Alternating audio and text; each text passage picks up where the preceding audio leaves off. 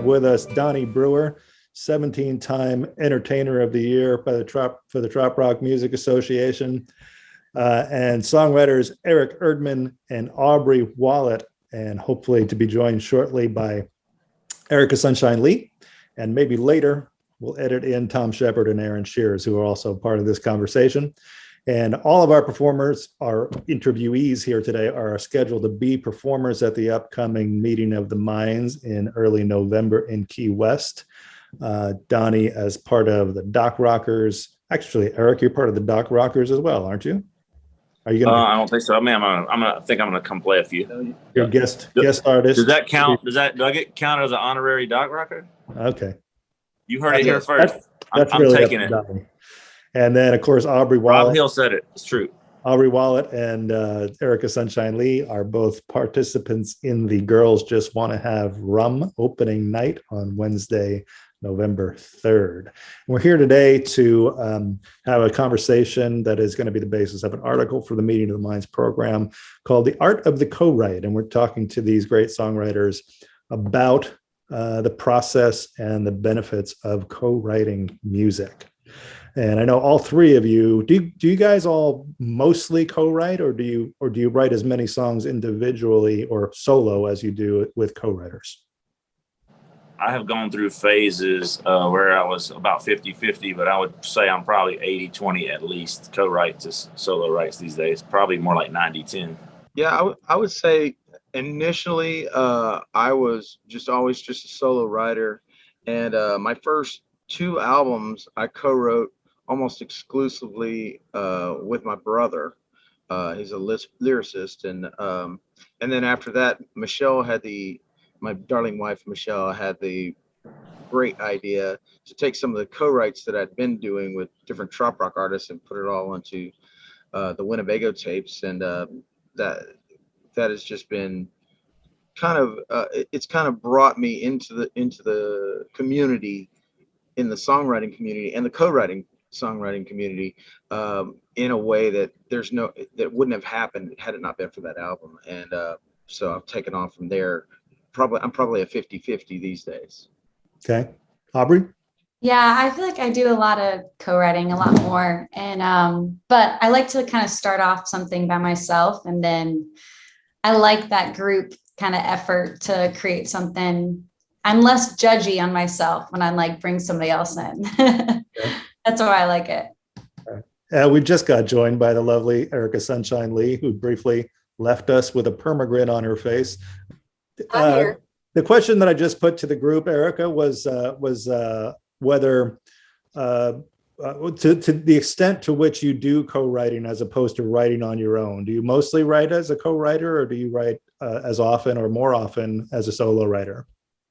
I would say I write all the time. So whether I'm with somebody or not, I'm pretty much always writing. So I probably write more by myself, but I try to FaceTime write when I'm on the road. And every time I go to Nashville, I try to do 2 or 3 songwriting appointments a day. So it's still probably maybe a 70-30, 70% by myself, but I co-write a lot when I'm in town, especially as much as I can. All right. Did anybody find it difficult to become a co-writer? Was the process of co-writing challenging in any way as opposed to doing it on your own? Are there obstacles or challenges built into the co-writing process? I feel like it starts. Yeah, go ahead. Sorry. Oh, I'm sorry. It definitely depends on the person you're writing with, but sometimes it flows, and sometimes it's more difficult and challenging. But I think it's always cool to bring another idea or another point of view in, because it does sharpen your pencil. It gives you a new angle, a new edge, and then you're always trying to recreate. When you're by yourself, I feel like sometimes you can get stuck in does this song sound like something else? But when you write with somebody else, they just bring something fresh, and then you can go in a different direction. And even if you've written on that topic or written a similar melody or something, it just takes a new life. And I think it kind of makes it a little more interesting to be able to bounce those ideas off somebody else. Okay. Sorry, Eric, go ahead. Yeah.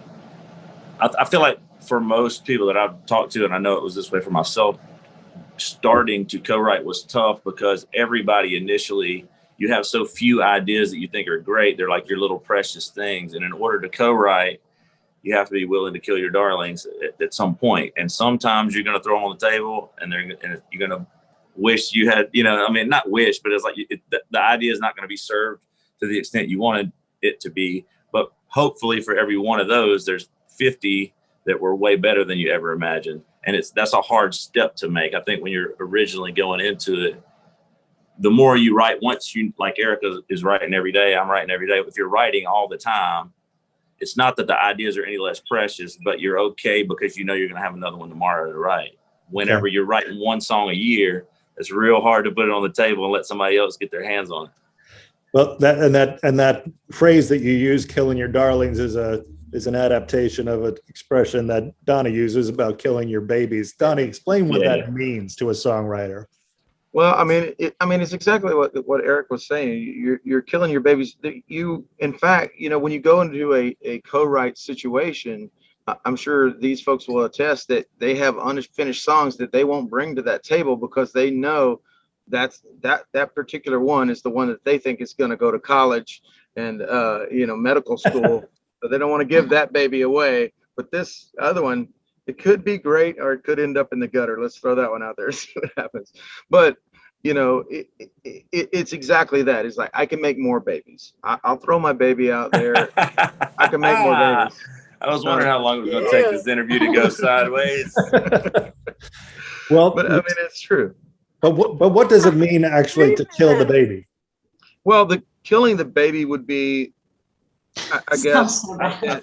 I know it's such a weird analogy, but it would be it's not so much killing the baby, but killing the baby's career, killing the baby's life. Like, you thought it would be so much bigger or better than that, and now it's all right, it's good, but it's not what you thought it would be. I'm sorry, go ahead. I will say I'm guilty of sometimes abandoning that song. Right, like we worked on a song and got a couple of verses into it, but I thought it had way more potential, and I said, this isn't working for me. Let's go on to something else. I'm gonna get this song with someone else, and I won't say who that was, but one of those songs, the second co-writer I wrote it with, it got a TRMA Song of the Year. So I feel like that was a good baby to pull off the ledge so it didn't die. Okay. Aubrey, are you writing with the same volume as Erica just talked about, with 2-3 appointments a day? Do you do that kind of work? Okay. She is a machine. She has stayed with me many times, and I'm like, I got to figure out what her secret is. She is like, there's either coffee or something else like going in her brain, and it's like pure, like honest, amazing creative talent that runs out of her. Because we'll even write a song and finish, and then she's like, okay, I just found a new idea. I'm like, I'm a very like feeler, intuitive writer, which sometimes I have to like practice to not be that. And you have to be a machine and work that side of the brain. If you take too much time off, it's hard to get back in that groove. But I go in phases, because I feel like I'm a diva in that sense of like, I like to be in the mood, and I will make sure my environment's like good. And I'm definitely that way. But, everyone has their own little like superstitions or things that they do to kind of prep themselves. I will say my biggest thing with co-writing, when there's more than 2 people, I do that sometimes, but I will say that's like very difficult, because you have to find who's going to take the reins and who sits back and who's going to sing this or record this. And you kind of have to like find that groove. And yeah, that's kind of an interesting process. I feel like I go through with like co-writing with multiple people, more than 2. I'm just happy to know that I'm not the only diva. I know. I'm like, I gotta have coffee. What'd you say?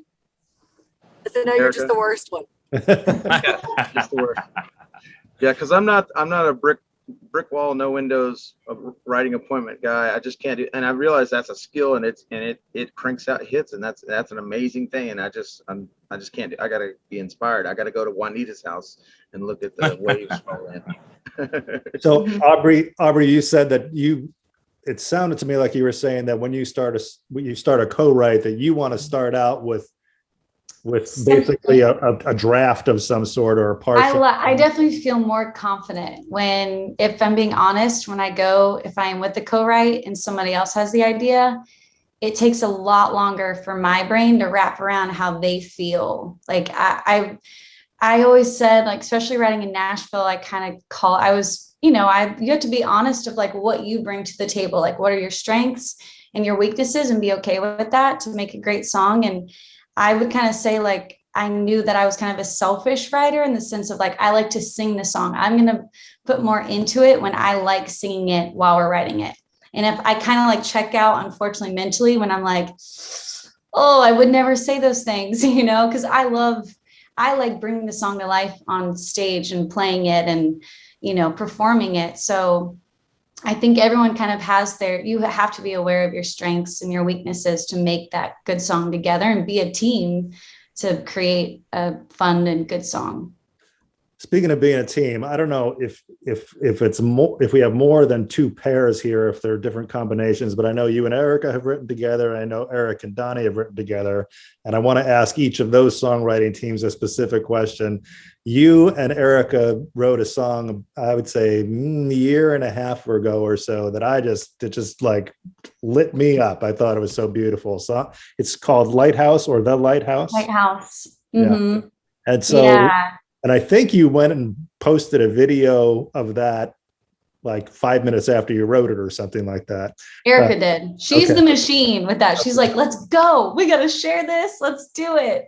So tell me how did that song follow your usual pattern of having something that you had started and then Erica just worked her magic on it? How did that one come about?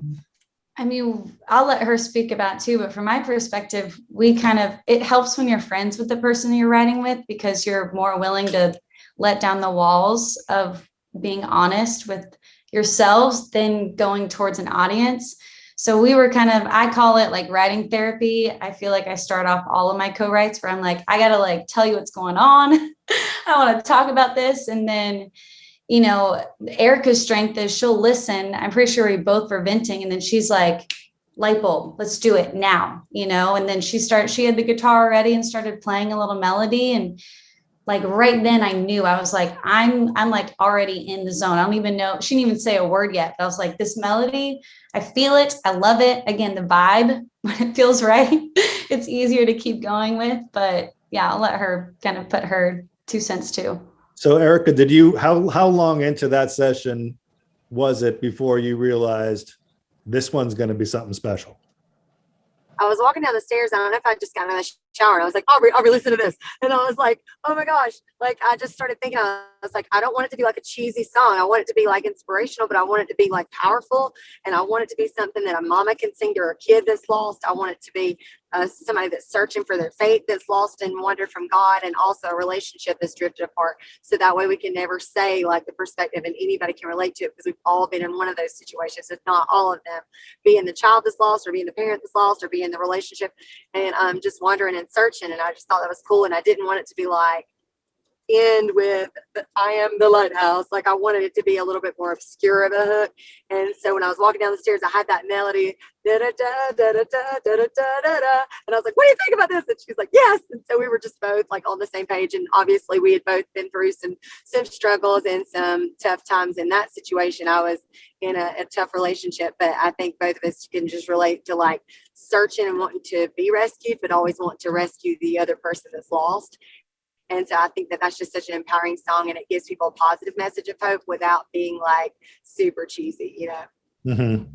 So that can't happen every time, right? I mean, am I wrong that one was something that you both probably it felt good, yeah.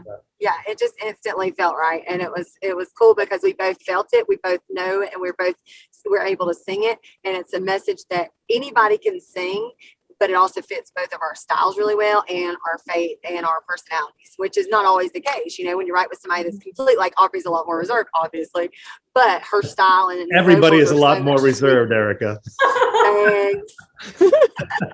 Perhaps. But I think that that's what's cool about it, is because it can be from both angles, and it's still a very good fit for both of us without being forced or anything. Okay. Then Eric and Donny, you guys have a song that's I expect going to be nominated as Song of the Year this year, called "The Wave," that you guys co-wrote. Tell me about that songwriting experience? We were at my mom's house on Mobile Bay and had an afternoon to write. And Donnie was playing this really cool flowy riff. Well, and the precursor to that is that we were in the brick room situation, which isn't good for me. And we didn't come up with anything. And then we went to Mom's house where we had, and then we didn't come up with anything we tried about 10 different things to go over that. And none of them were really lighting us on fire. It was like this, nah, this, nah. And we were at it for an hour. I mean, it was wild with zero. Yeah.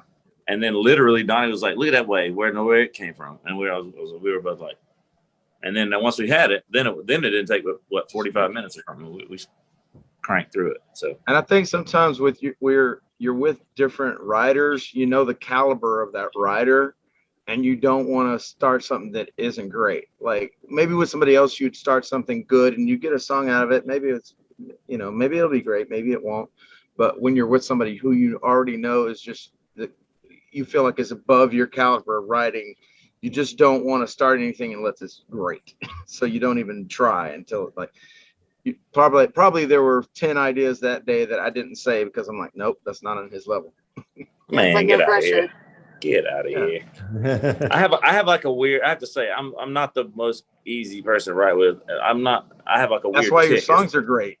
No. Because you're the governor.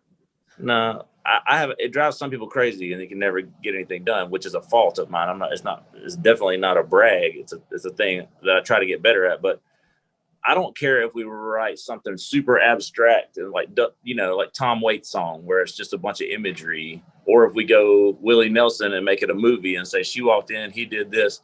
But once you start writing it, you're starting to make promises to the listener. And then I'm starting to have a thing where it's like, there's no rules of what you can write. But once you have said A, B, C, D, now you're starting to put in rules in my mind of being like, this person would never say that. And I can be like, no, that's a great line, but you can't put that in here because that dude just said he wouldn't do that. So why are we saying? And then some people just don't care if you can analyze it and go end to end. And that's when it's well, not a fight. I mean, we're never in a fight. It's always we're all aiming at the same thing to write a good song. But one of the great things I learned from Eric during our writing is he would look at a line and go, why are you saying that? You literally just said that. You're just saying it again. That doesn't give any new information to the listener. I was like, but it's pretty. Well, I learned I don't remember who said it originally, but it's a literary reference to say you got to kill your darlings. And that's what they were saying exactly. Like just because this line sets your soul on fire, if it's not serving the piece, I'm sorry, but it doesn't go in there. Like that's like that's sorry. Like, I mean, you can put it in there, but you're just making your I feel like that's weaker. the difference between a good catchy song that lives for a couple of months and a song that we still sing today from 100 years ago, you know.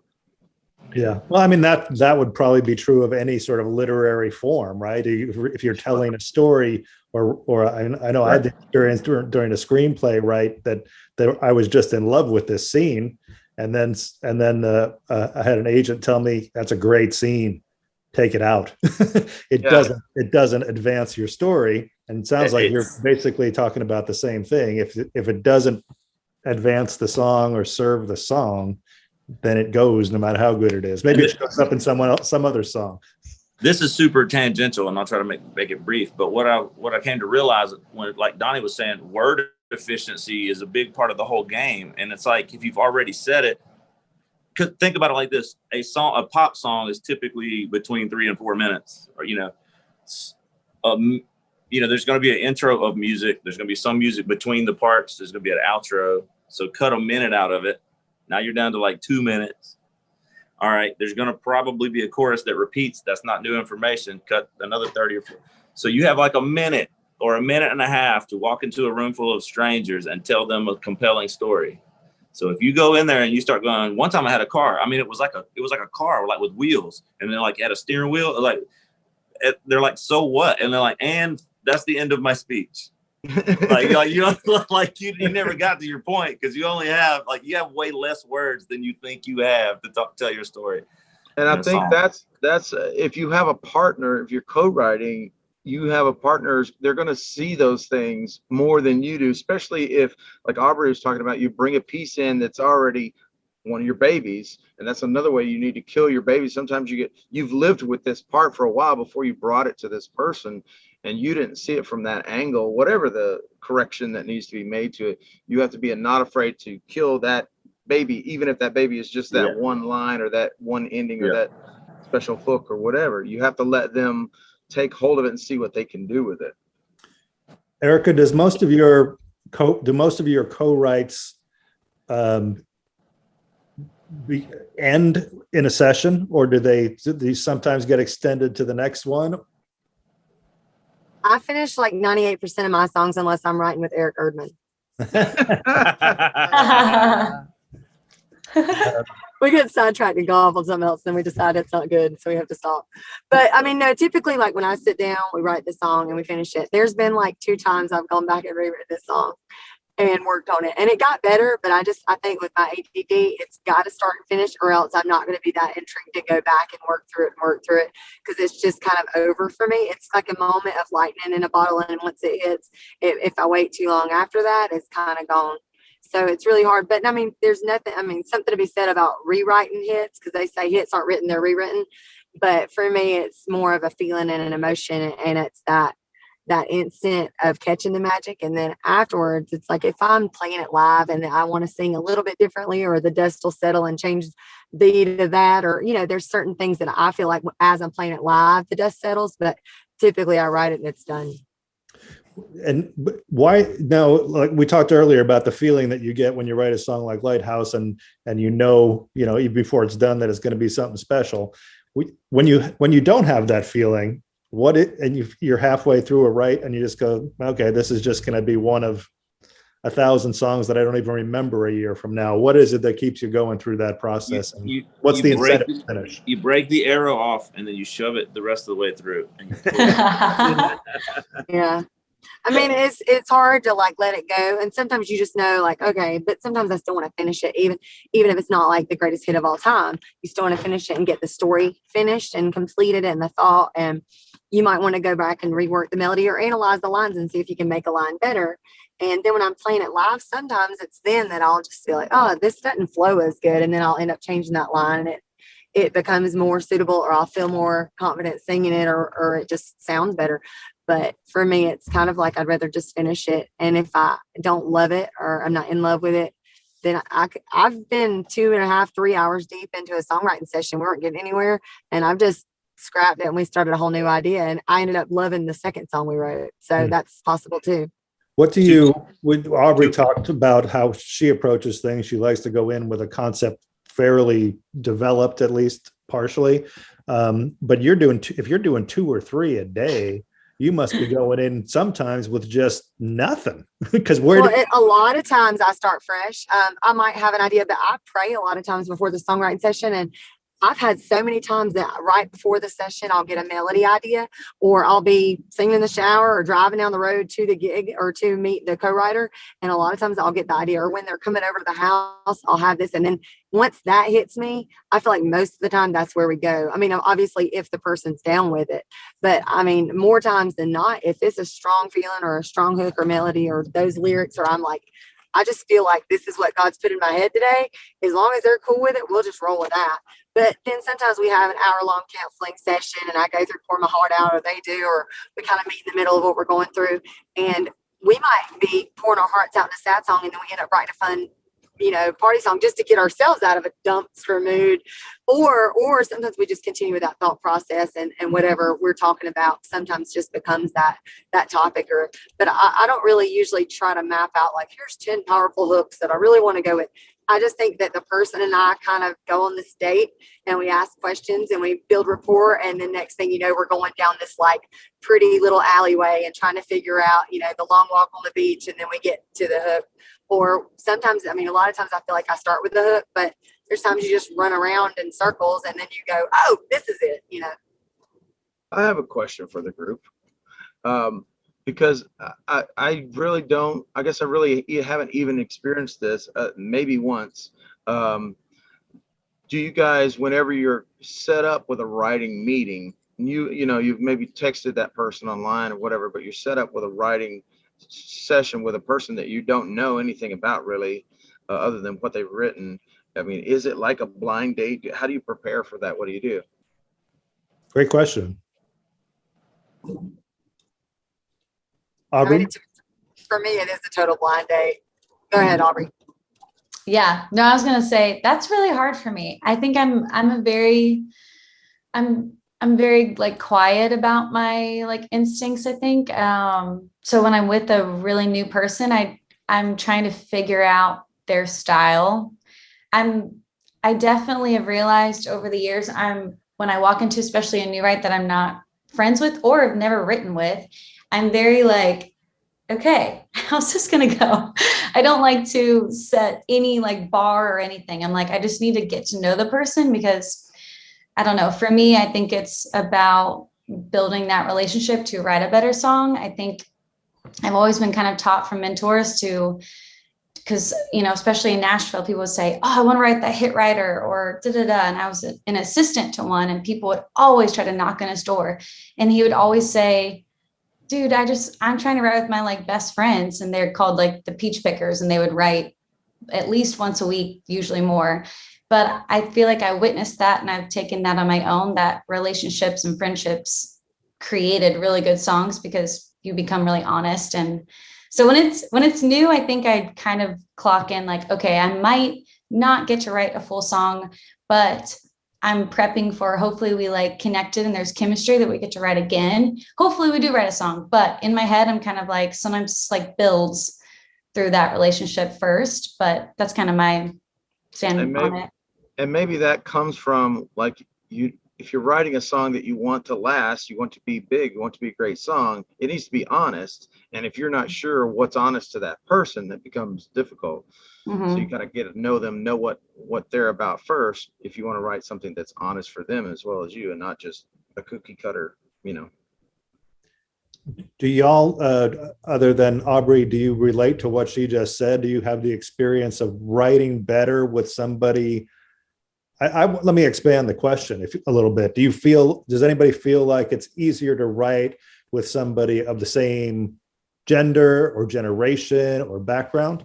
Or is it go ahead. Shockingly, no. Like, I've actually oddly written a few of my favorite songs with people that I just don't really, they're like acquaintances. And then it took me and my best friend, we've written a lot of songs now, but it took us like 20 years of being like parallel songwriters. And we just, it's not, I think we were too similar or something. True. Now, I will say this, I've had trouble there. Another one of my best friends is amazing singer from Mobile. She's like world-class, awesome. And we've tried to write about 10 times and we've written like one song that's not that good. But it has been a challenge because of how her style. I'm not like a acrobatic vocalist. I'm a singer-songwriter troubadour. So I tend to put like every beat gets a syllable. Here we are going to the store. Well, she's like wailing. So that's the last thing she wants to do. She wants to go, you came in. And it's like, you better know. So like, if you don't know that, then you like, it's physically impossible to write a song she'll like, because that's it in my style, or vice versa. So it helps to know the person, but I don't necessarily know I need to be best friends with them from experience. I would think it would be better, but experience has told me it's not necessarily for me. Now, don't sell yourself short. I just heard you do a couple of shows, and at least one of those days, Michelle and I heard you go into a territory we hadn't heard you before. I think there was some falsetto going on. Not Whitney Houston quality vocal gymnastics, but still, it was more than we expect from Eric Erdman. I don't know what you're talking about. I think it's interesting that, because I know Eric well enough now, and I know the way he writes and so forth, that I can tell when I watch Fresh Song Fridays every Friday morning on Radio Trop Rock, that I can tell if there was a co-writer on that song, and if where their vocal range was, because he tends to just go and write and stay in wherever his co-writer is at, and then he'll sing it live that way, and you go, oh, that's not where you would have wrote that. Not that you didn't hit it perfectly, but that's not where you would have stuck it if you That's just written called by lack of producer, is what that's called, Don. I need you to produce all the Fresh on Fridays, and they'll be in the right. Let me think on it. Okay. So was I right about pairing you? Have any of you written with any of the other three other than the ones I identified? I have one Eric. with. You have what? Eric and I have tried to write like twice, and both times it has been my fault that like something was like I had a meeting I had to do right then, so we only got to write for like 30 minutes, which is too short. So I take 100% of the blame. I feel like we're gonna write something at some point, but we haven't as of yet. And unfortunately, I've not written with Aubrey yet, but I want to. Let's do it. Donnie and I have written 75 albums together so far. I will And say, speaking of, I want to write with Rob Hill. Also, I have failed him, but I will not fail him much longer because I have some. I don't know if you can call it a failure after 3 scotches at 10:30 at night. That's when the best songwriting happens sometimes. yeah, and I will say, like, going back to about like the blind date, like writing with someone new. After like you had said something, Eric, like I actually have written some of my favorite songs that I have released with.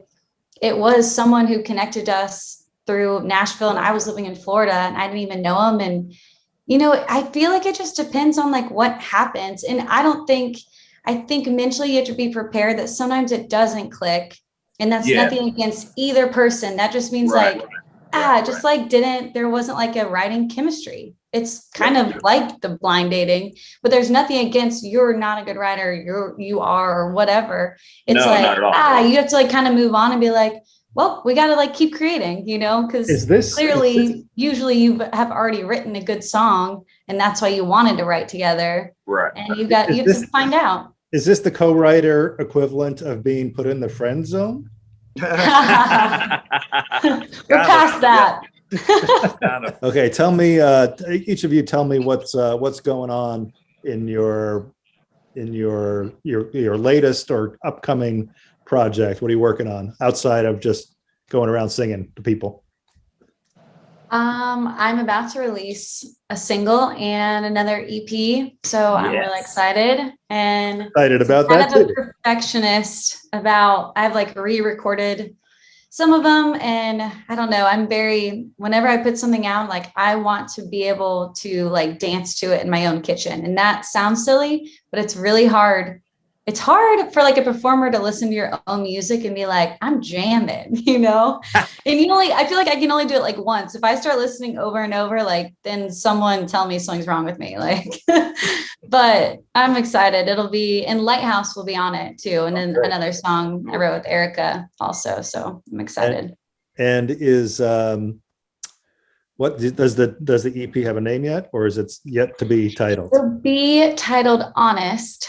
And I feel like there's still one, Florida vibe of like a beachy song on it. But I feel like for me, I kind of wanted to write and release this chapter of songs through 2020. And now I'm basing out of Florida, and I kind of like left a little bit of a chapter and journey of Nashville in a different way.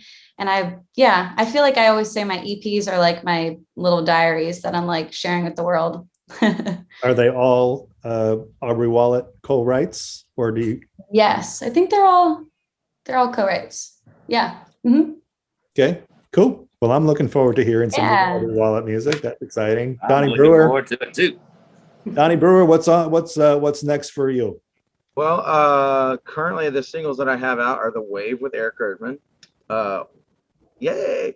And then one called La La La Trop Rock, which I wrote with Eric Babin from Radio Trop Rock, and which is a song that I actually started in 2017, and I always had the line "Sonny Jim, won't you play me a Sonny song?" I've always had that, and I always knew the second verse was going to be Jerry Diaz, because those are the two biggest guys who kind of mentored me coming into this community, and I always had the music and always had it, but I just it was never the right time to try and put the rest together. And but Eric and I were having a cocktail or seven at Isla Bella in Forestville outside of San Antonio.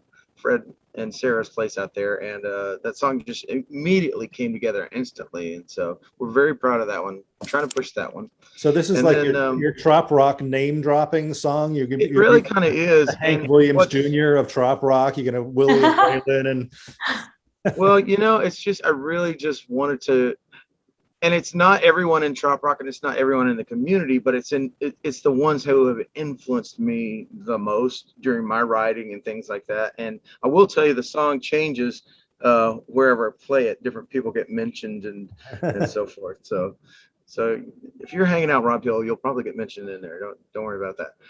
But so we got those. Yeah, we got those, and then before the COVID. By the way, anytime someone says, and then COVID happened, you have to drink. So I don't want to drink. Yeah, so we had recorded a live album. It's in the box that we recorded at T-Bone Tom's in Kemah. And in co-writer fashion, Jerry Diaz was there, and Kelly McGuire and Tom Shepard. And we're supposed to release that album to the audience members first and then to the world. And what we decided to do, since it's been such a long time for those folks who were waiting for that album, who were in the audience, what we decided to do is put some studio songs that are mostly not co-writes as the flip side. And my brother and I co-wrote the title track, which is the flip-flop side. And we wrote that before Buffett released that thing. But anyway, so it's going to be a double album that'll have the flip-flop side, which will be studio stuff.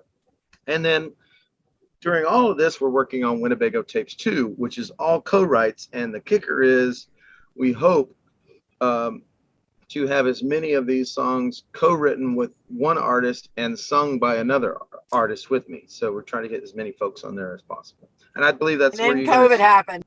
And then COVID happened. Hey. You just wanted a drink. But yeah, that's either prop rum or Erica's parked.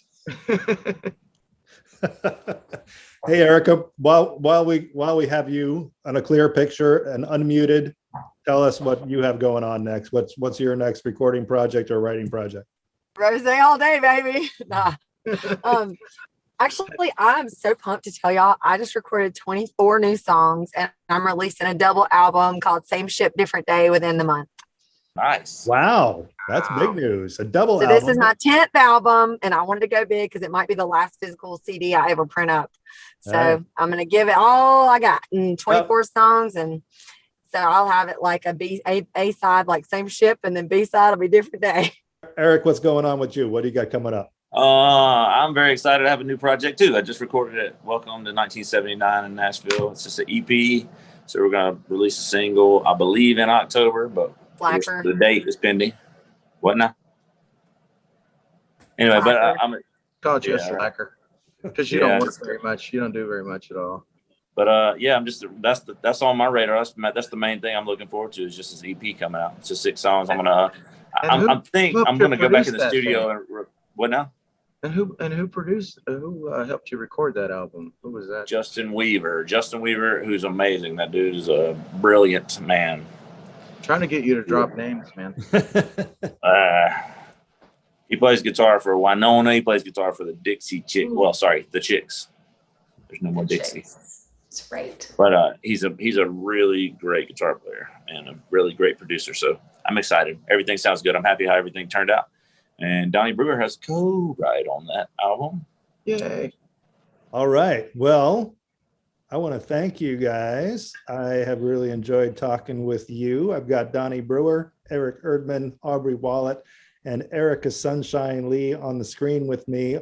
All 4 of them, and Tom and Coley and Aaron Shears will be at Meeting of the Minds 2021 in Key West, November 3rd to 7th. And we're looking forward to seeing you all, you 4 and you all there. Thank you guys. And I wanna know how far it's come. I wanna know the time it's spent.